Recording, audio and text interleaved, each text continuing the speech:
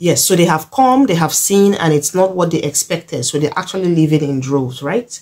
Yeah, so when you start a project and you're not actually getting the results of what you actually started in, what do? Do you just quit? Or do you try again?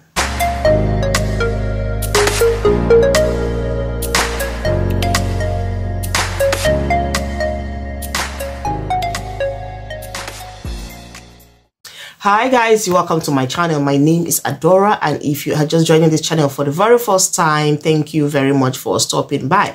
I do hope that before you get to the end of this video, there will be a reason for you to subscribe. So right now, something is happening. You might not be aware of it, but it's actually happening. By this time, 2-3 years ago, there was a massive influx of people into the country, into the United Kingdom, and it started with the healthcare visa route. You know, the COS stuff. I'm very sure a lot of people are conversant with it. The visa scheme that allows healthcare workers, especially the care assistants and nurses, to come into the country and fill in positions that were not readily filled, or, you know, that were very much available and needed a lot of people to take over. A lot of people came in, but recently, there's also been some kind of exodus of people from the UK, from this particular field. Okay, so first of all, a lot of people did not make inquiries before taking that particular route. Some people did not ask questions. They didn't make enough research before doing that, taking that decision. They only just heard that, okay, there's a visa route that is opened for healthcare workers, and they need people to fill it up. And these people just took the opportunity, they grabbed the opportunity to come into the country to work. Now, some people have no idea what it entails to be a healthcare assistant. Some people just did this course online, like a rushed course online, and they have never done it before. They have never cared for anybody in this capacity as a care assistant or as a personal carer. They actually knew little or nothing about what the job entails. So when they got in here and they actually started the job, it was like a shock to them, some of the things they were actually experiencing. Now, in the issue of personal care, I remember a long time ago, I was speaking to someone and she told me she had no idea what personal care actually means. And I explained to her what personal care is. You know, like when you have to help someone have a bath, help someone brush, help someone change their clothes, dressings, and all of that. And she was like, oh, really? I'm not sure I can do it. That sounds dirty. And I said, well, that is what personal care is all about. And I asked her, didn't you know about it before you started the job? And she said, well, she just did a short online course, and that was how she got it. And I was like, okay, well, that is what it entails. So you see, some people actually do not know what the job is all about. So when they get in and they see that this is what the job is all about, they're like, oh my God, I wish I knew, I wouldn't have done it. So it's only when they get in here and then they see the reality of what the job is, they get pissed off. Now, when they get pissed off with the job, they feel like quitting. They feel like moving into something else. But unfortunately, in most cases, their visas are restricted, which means that they cannot use such visas to work in other fields or to have other careers. They are restricted to that care job. They are restricted to working as healthcare assistants only. So this is where the problem comes from. This is where the stress starts. This is where their agony actually starts from. This is where their confusion comes in. And they're like, wow, so you mean I'm stuck to this? I'm stuck to what I don't want? That is one of the problems so many of them are facing. Also, many people came into the country with high hopes, high expectations, very large dreams. They came into the country thinking that they had so much big dreams they were going to achieve within a short space of time. Now, don't get me wrong. There are lots of opportunities in the country that are left for you to tap. They are left for you to decode. They're left for you to figure out. They're left for you to do things, to experiment and all of that. But it is not something you can unravel overnight. And that's one of the problems people face. They think they come into the country and in a twinkle of an eye, they get everything they want. They like snap their fingers and everything just keeps working like overnight. everyone is not that fortunate. What works for one person might not necessarily work for the other. So that is where the idea of patience comes in. But when some people come into the country, and maybe even before they come into the country, in their mind, they've already given themselves a timeline that, okay, from now till the next 6 months, I want to be able to achieve this. I want to be able to get that. I want to be able to put 1 or 2 things in place. And when it gets to 6 months, even 8, 9 months, they are nowhere near their dreams. That is where one of, some of these problems starts. That is where they begin to get confused. They start getting hopeless. They start getting disappointed because according to their calculation, things are not actually working the way they wanted. And now also, sometimes when these people come in, they actually expect to continue from where they stopped before they came into the country. Like, I've seen people who have said things like, oh, when I was back in my country, I was working in the bank, I was a bank manager, or I had my own business, or I was the director, or just one top managerial position.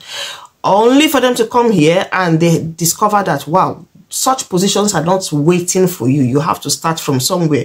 You have to start from the bottom and then grow yourself to the top. And this might take some time. And it becomes like a kind of a drain to them because they're not used to it. They're already used to answering bosses. They're already used to being in a position of power where they are coming from, in their countries, in their offices, in their place of works and employment and all of that.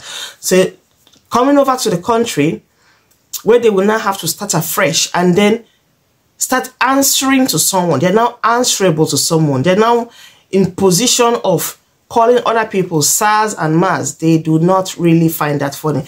This is another reason why some people get so frustrated and like they feel like they've been demoted. They feel disappointed with themselves.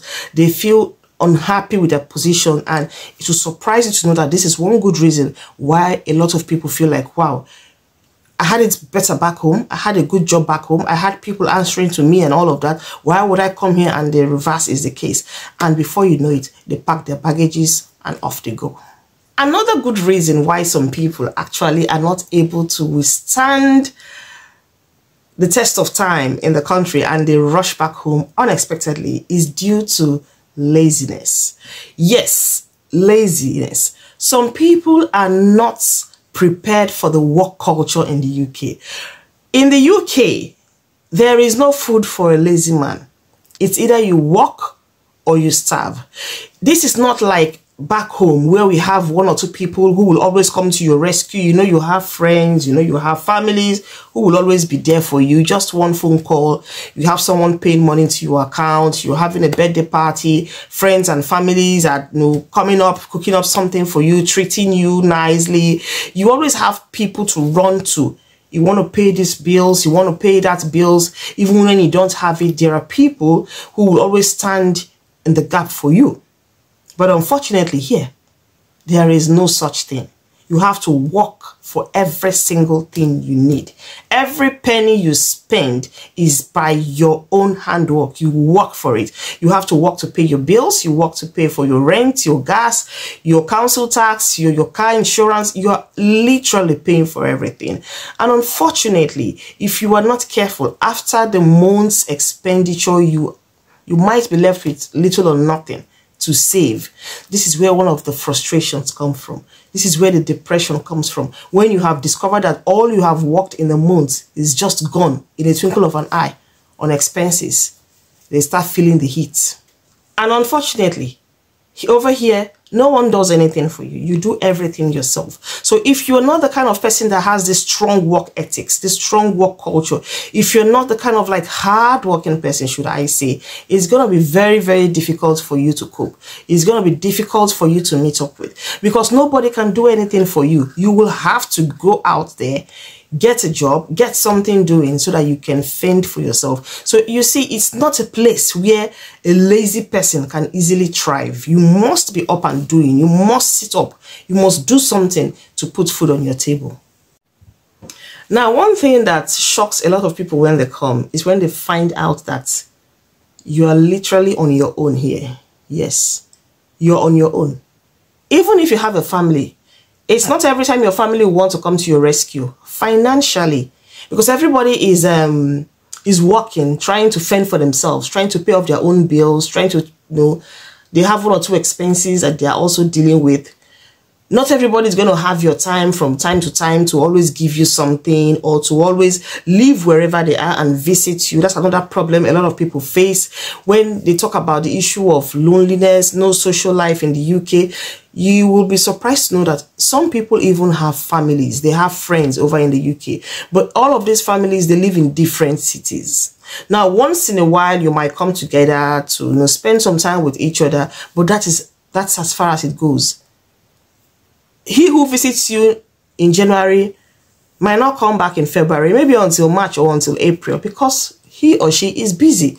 So you discover that even though you're all in the same country, you might have little or no contact with each other over a long space of time. All of this brings about the depression and frustration that some of these people go through and they cannot actually deal with. The bills, the expenses that you have to make here in this country, like, it is too much. You have to pay for a lot of things. You have to pay for your electricity, you have to pay for your gas, you have to pay your water bill, you have to pay your council tax, you have to pay your home internet bills, you have to pay your car insurance, you pay this, you pay this, you pay that, you pay taxes and all of that. Yeah, you might as well say, oh, but other people pay it in other countries. You pay all those bills in your countries. But you should still be aware that in some countries, especially some African countries, especially some countries like Nigeria, there are certain things you can get away with. Yeah, there are certain bills you can actually get away with. I know that it's not all bills people pay in Nigeria. There are certain bills people can actually do without. There are people that they know they don't need certain bills, or they don't need certain services. They can just forfeit it. They don't really need to, like, to do it. And secondly, the country is not really a taxable. It's not really a country that believes so much in tax. Yeah, I know that some companies pay tax. There's some businesses that have to pay tax, but it's not as compulsory as it is made in the UK. It is not as mandatory as it is here, that if you don't pay your taxes, it's a criminal offense. There's no punishment in some cases that goes with it. Sometimes they even skip certain bills if they know they don't need it. But here you can't skip any of these bills. You must pay it. Even if you don't need water, as long as water is running in your house, you must pay your water bill. Your council tax, whether or not you put a thing in your bin, even if your dustbin is full or is half full, once they come and collect it, you must pay for it. So there's certain things you just have to, like, you can't skip it. So when these people come into the country, they discover that, wow, we're paying for too many things. You pay for this, you pay for this, you pay for that.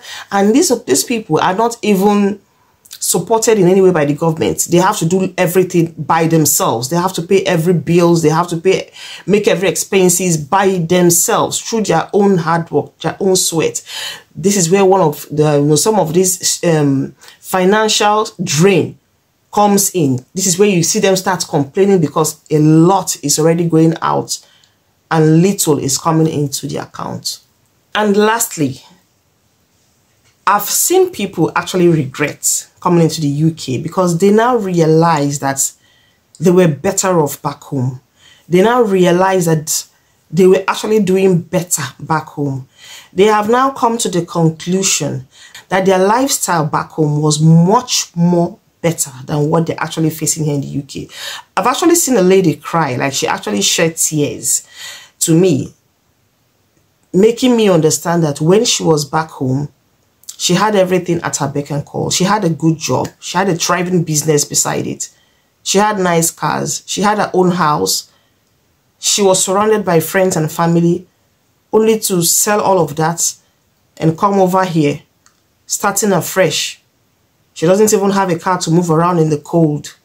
She doesn't have families around to, just take a taxi and go and see them, visit them, and then have a drink or two.